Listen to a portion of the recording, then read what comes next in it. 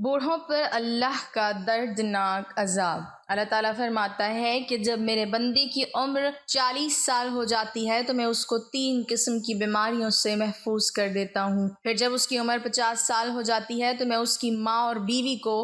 بسم اللہ الرحمن الرحیم۔ اللہ تعالیٰ نے قرآن مجید میں ارشاد فرمایا، اور ہم جس کو لمبی عمر دیتے ہیں تو ہم اس کی جسمانی بناوٹ کو ابتدائی حالت کی طرف الٹ دیتے ہیں، پس کیا وہ سمجھتے نہیں؟ صاحب تبیان القرآن اس آیت کریمہ کی تفسیر میں تحریر فرماتے ہیں کہ کفار یہ کہہ سکتے تھے کہ ہم دنیا میں بہت کم عرصہ رہے تھے، اگر ہم دنیا میں زیادہ عرصہ رہتے تو اے ہمارے رب، ہمارے ایمان و عمل میں کوئی کمی، کوئی کوتاہی نہ ہوتی۔ اللہ تعالیٰ نے اس آیت کریمہ میں ان کے عذر کا رد فرمایا ہے۔ اس کا خلاصہ یہ ہے کہ کیا تم کو یہ معلوم نہیں کہ تم دنیا میں اپنی عمر کے اس حصے تک پہنچے تھے جب تمہارے گواہ کمزور ہو چکے تھے، اور ہم نے تم کو اتنی لمبی زندگی دی تھی جس میں تم اگر چاہتے تو غور و فکر کر کے ایمان لا سکتے تھے، جیسا کہ اس آیت میں فرمایا، کیا ہم نے تمہیں اتنی عمر نہیں دی تھی جس میں جو شخص نصیحت قبول کرنا چاہتا وہ نصیحت قبول کر لیتا، اور تمہارے اس عذاب سے ڈرانے والا بھی آ چکا تھا۔ انسان کی زندگی مختلف ادوار میں گزرتی ہے اور اس کے جسم کے متعدد اور مختلف کیفیات کا ترتب ہوتا ہے۔ اس کی ابتدا تراب یعنی مٹی سے ہوتی ہے، پھر یہ مٹی نبات کی شکل میں ڈھل جاتی ہے اور سبزہ اس کی غذا بنتا ہے، اور غذا خون بناتی ہے، پھر نطفہ بناتی ہے، پھر نطفہ رحم میں جا کر علقہ یعنی جمع ہوا خون بن جاتا ہے، پھر مضغہ یعنی گوشت کی بوٹی بن جاتا ہے، اور پھر اس کی ہڈیاں پہنائی جاتی ہیں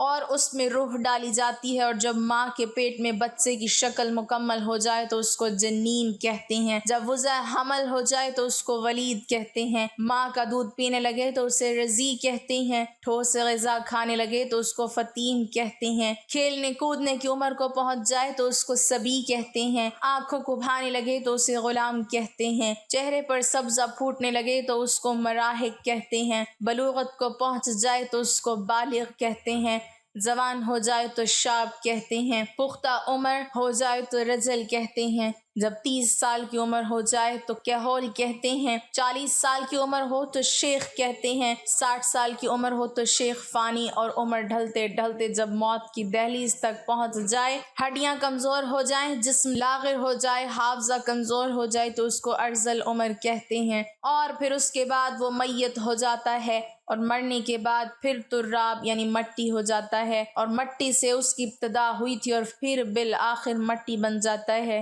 لہٰذا انسان کی عمر کا کارآمد حصہ وہ ہوتا ہے جب وہ جوان ہوتا ہے۔ عمر کے اس حصے کی قدر کرنی چاہیے اور اس عمر میں زیادہ سے زیادہ نیکیاں کرنی چاہیے۔ حدیث پاک میں ارشاد ہے کہ آپ نے ایک شخص سے فرمایا، 5 چیزوں کے آگے غنیمت جانو: اپنی زندگی کو موت آنے سے پہلے، اپنی فراغت کو مشغول ہونے سے پہلے، اپنے خوشحالی کو تنگ دستی سے پہلے، اپنی جوانی کو اپنے بڑھاپے سے پہلے، اپنی صحت کو اپنی بیماری سے پہلے۔ حضرت ابن مسعود رضی اللہ تعالی عنہ بیان کرتے ہیں کہ نبی اکرم صلی اللہ علیہ وسلم نے فرمایا، ابن آدم قیامت کے دن اس وقت تک اپنے رب کے سامنے سے اپنے قدم ہٹا نہیں سکے گا جب تک کہ اس سے 5 چیزوں کے متعلق سوال نہ کر لیا جائے۔ اس نے اپنی عمر کس چیز میں فنا کی، اس نے اپنی جوانی کو کن کاموں میں بوسیدہ کیا، اس نے اپنے علم کے مطابق کیا عمل کیا۔ حضرت انس رضی اللہ تعالی عنہ بیان کرتے ہیں کہ نبی کریم صلی اللہ علیہ وسلم نے فرمایا، اللہ تعالیٰ جس شخص کی عمر اسلام میں 40 سال تک پہنچا دے، اللہ تعالیٰ اس سے کئی قسم کے بلاؤں کو دور کر دیتا ہے، جزام، مرض اور شیطان کے غضبناک کرنے کو، اور اللہ تعالیٰ جس شخص کی عمر اسلام میں 50 سال تک پہنچا دے، اللہ تعالیٰ اس پر حساب کو آسان کر دیتا ہے۔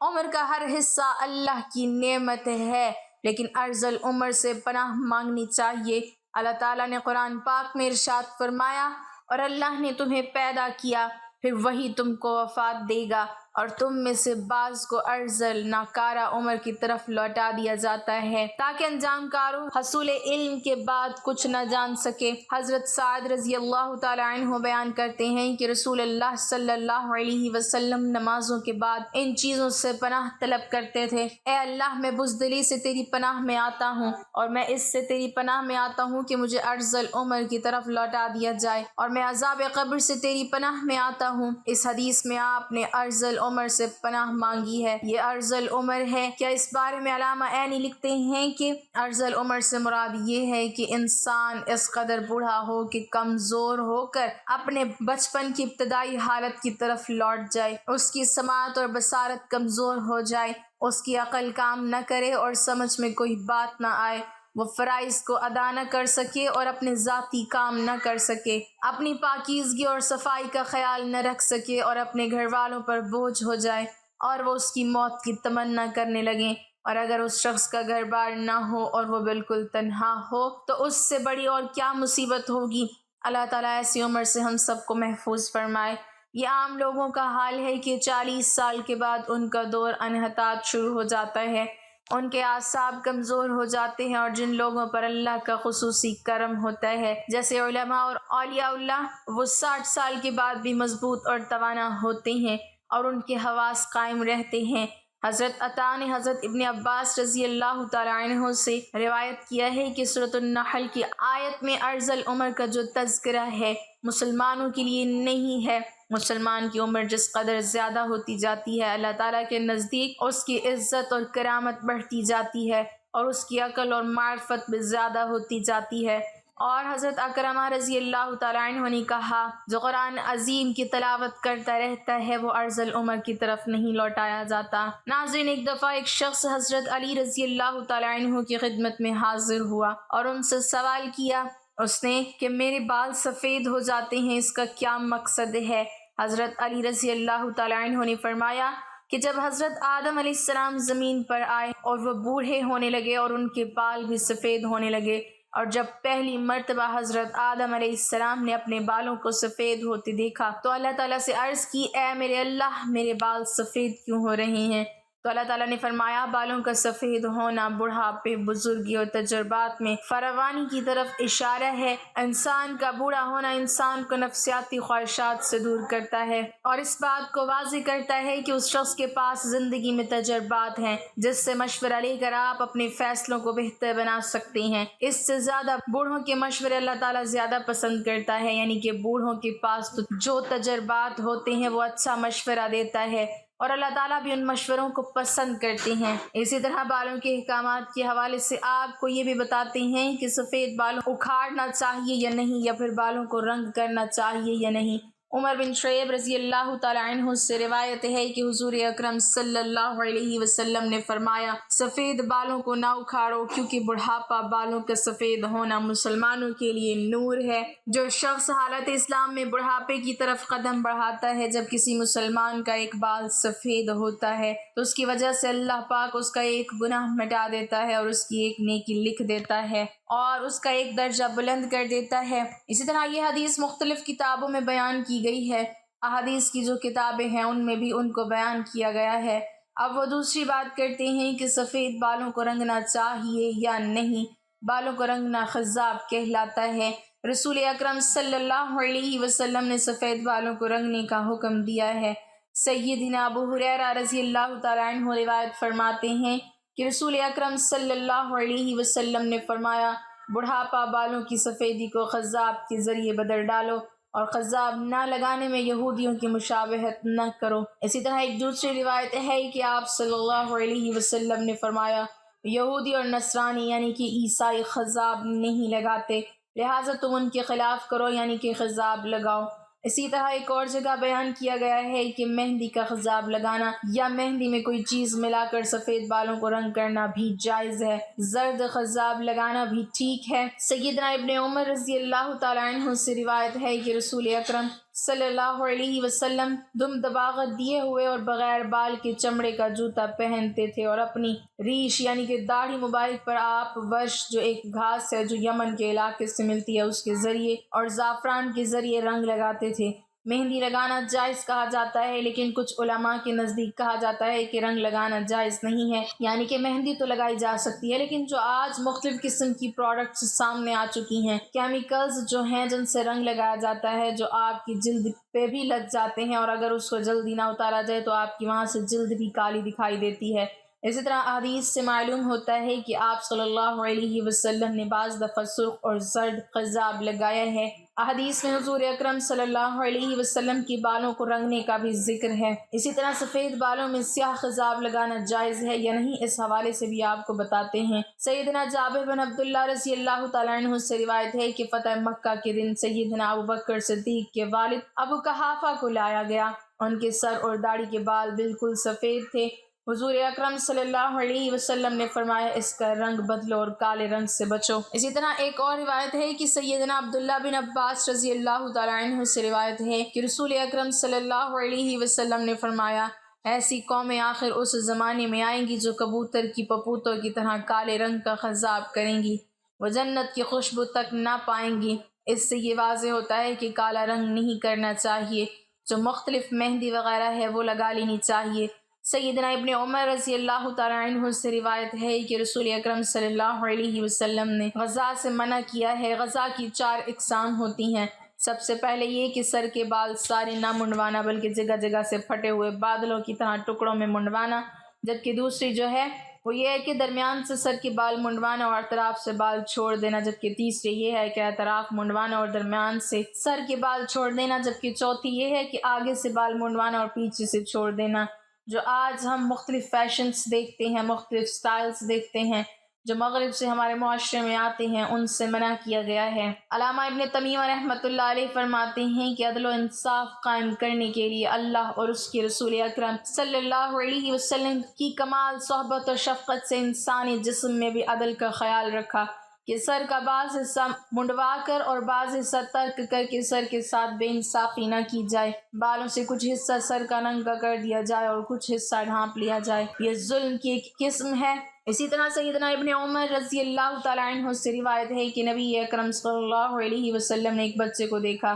کہ اس کے سر کا کچھ حصہ منڈا ہوا تھا اور کچھ چھوڑا ہوا تھا۔ آپ صلی اللہ علیہ وسلم نے ان کو ایسا کرنے سے روکا اور فرمایا تم اس کا سارا سر منڈواؤ یا سارا سر چھوڑ دو۔ اس حکم میں جوان بوڑھے تمام لوگ ہی شامل ہیں، صرف بچوں کی تشخیص کی کوئی دلیل نہیں ملتی۔ سائنس نے بھی مختلف ریسرچ کی ہیں، ان کے مطابق سر کے بالوں کے سفید ہونے کے 6 اسباب ہیں۔ پہلی وجہ کہ وراثت میں یعنی کہ آپ کے باپ دادا سے چلتا ہوا آتا ہے، یعنی گنجا پن یا سفید بال۔ دوسری وجہ یہ ہے کہ آٹو امیون امراض جو کہ ایک بیماری ہے، اس کی وجہ سے بھی یہ ہوتا ہے۔ تیسری وجہ ہے آلودہ ماحول یعنی کہ گندگی کی وجہ سے بھی انسان کے جو بال ہیں وہ سفید ہو جاتے ہیں۔ چوتھی وجہ ذہنی تناؤ ہے، یعنی کہ انسان جب زیادہ سوچتا ہے یہ ڈپریسڈ رہتا ہے، یعنی ذہنی تناؤ کا شکار ہوتے ہیں، اس کی وجہ سے بھی سر کے بال سفید ہو جاتے ہیں۔ پانچویں وجہ سگریٹ کے دھوئیں کی زد میں رہتا ہے، یعنی کہ آپ کے ارد گرد سگریٹ رہے، اس کا دھواں رہے یا آپ خود بھی سگریٹ پیتے رہیں، اس کی وجہ سے بھی بال زیادہ سفید ہوتے ہیں۔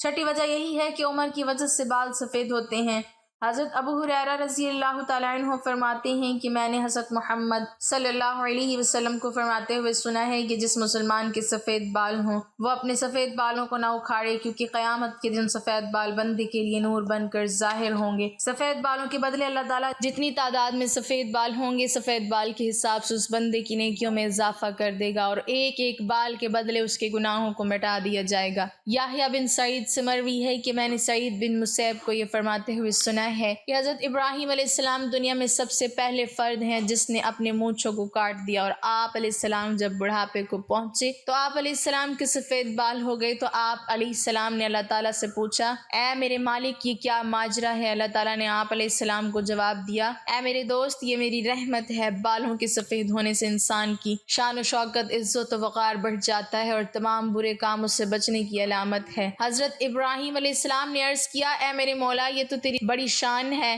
اے اللہ میرے وقار کو بلند فرما۔ آپ صلی اللہ علیہ وسلم کا فرمان عالی شان ہے کہ جو مسلمان بوڑھا ہو گیا تو اس کا بڑھاپا اس کے لیے قیامت کے دن نور بن کر ابھرے گا۔ ایک بندے نے نبی اکرم صلی اللہ علیہ وسلم سے عرض کی اے اللہ کے نبی لوگ سفید بالوں کو اکھاڑ دیتے ہیں، اس کا جواب سن کر آپ صلی اللہ علیہ وسلم نے فرمایا کہ جو بندہ اپنے سفید بالوں کو اکھاڑتا ہے تو اس نے قیامت کے دن اپنے نور کو ختم کر دیا ہے۔ حضرت ابوبکر صدیق رضی اللہ تعالیٰ عنہ فرماتے ہیں کہ ایک دفعہ ایک آدمی نبی کریم صلی اللہ علیہ وسلم کی بارگاہ میں پیش ہوا اور کہنے لگا اے اللہ کے رسول ہم میں سے کون سا بندہ بہتر ہے؟ آپ صلی اللہ علیہ وسلم نے فرمایا کہ جو بندہ بڑھاپے میں پہنچ گیا اور اس کی نیکیاں بہت زیادہ ہیں وہ سب سے بہتر ہے۔ اس نے پھر دریافت کیا یا رسول اللہ سب سے برا کون شخص ہے؟ آپ صلی اللہ علیہ وسلم نے فرمایا کہ جو بڑھاپے میں گیا اور اس کے گناہ زیادہ ہوں۔ حضرت انس بن مالک رضی اللہ تعالیٰ عنہ سے روایت ہے کہ رسول اللہ صلی اللہ علیہ وسلم نے فرمایا کہ بچہ جب تک بالغ نہیں ہوتا اس کے نیک عمل اس کے والد یا والدین کے حساب میں لکھے جاتے ہیں، اور جو کوئی برا عمل کرے تو وہ نہ اس کے حساب میں لکھا جاتا ہے نہ والدین کے۔ پھر جب وہ بالغ ہو جاتا ہے تو قلم اس کے لیے جاری ہو جاتا ہے، اور دو فرشتے جو اس کے ساتھ رہنے والے ہیں ان کو حکم دے دیا جاتا ہے کہ اس کی حفاظت کریں اور قوت بہم پہنچائیں۔ جب حالت اسلام میں 40 سال کی عمر کو پہنچ جاتا ہے تو اللہ تعالیٰ اس کو 3 قسم کی بیماریوں جنون، جذام اور برس سے محفوظ کر دیتے ہیں۔ جب 50 سال کی عمر کو پہنچتا ہے تو اللہ تعالیٰ اس کا حساب ہلکا کر دیتے ہیں۔ جب 60 سال کو پہنچتا ہے تو اللہ تعالیٰ اس کو اپنی طرف رجوع کی توفیق دے دیتے ہیں۔ جب 70 سال کو پہنچتا ہے تو سب آسمان والے اس سے محبت کرنے لگتے ہیں، اور جب 80 سال کو پہنچتا ہے تو اللہ تعالیٰ اس کی حسنات کو لکھتے ہیں اور سیئات کو معاف فرما دیتے ہیں۔